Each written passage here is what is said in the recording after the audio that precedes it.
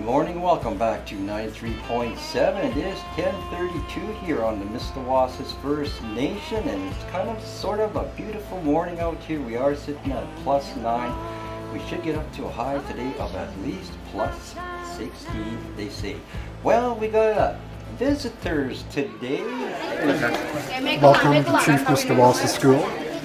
We begin each school year with a community pancake breakfast at the school, partly to welcome back students, but also to welcome the teachers, new and old teachers, who are returning this year. I think we have grade 2s here collecting their breakfast. The kindergartens have started already.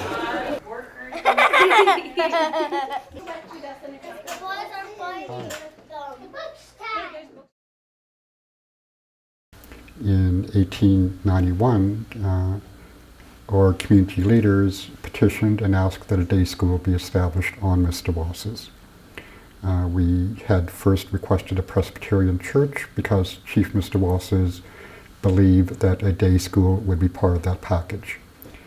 We had both on Mistawasis, and that's likely why we had such a great number of children who attended the Regina Industrial School, is that we had the Presbyterian church here, we had a day school here. And so those children who went to the day school furthered their education, training at the Regina Industrial School. My grandpa Joe, Joseph Dreaver, was a student at the Regina Industrial School. My grandmother, Evelyn Cardinal, was also a student there, and so that's where they likely met. Shortly after the school closed, around 1914, 1915, my grandpa and granny got married.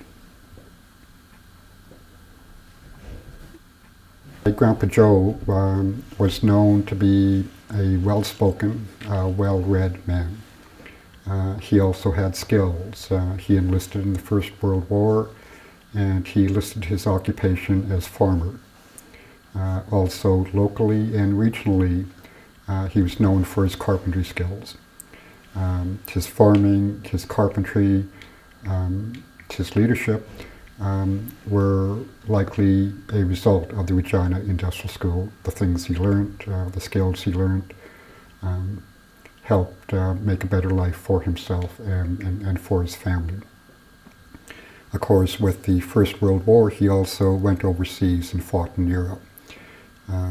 He received a number of decorations. One was the military medal, and he received that for combat in Belgium. When he returned home, he assisted his father, Chief George Dreaver, in a lawsuit against the federal government for breach of trust. They were successful in their court case. At that time, my grandfather, Joe Dreaver, acted behind the scenes.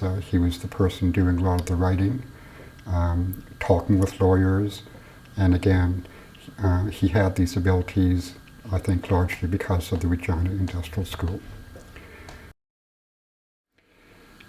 We saw at the school that the kids were happy, enthusiastic about coming back to school, some the first time in school.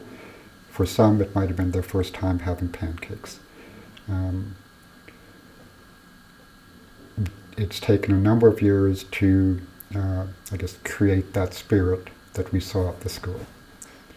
There were some struggles when the school first opened, because prior to that, many of the kids were sent to RIIS, or Neighboring Officer of Community, for schooling.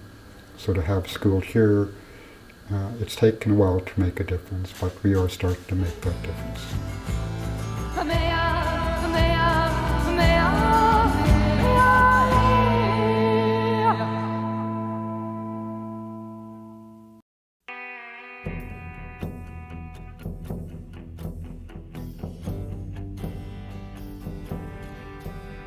For as long as the sun shall shine,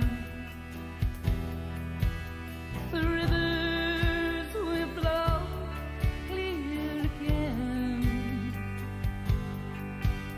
For it's recognized in the treaties, my friends, this country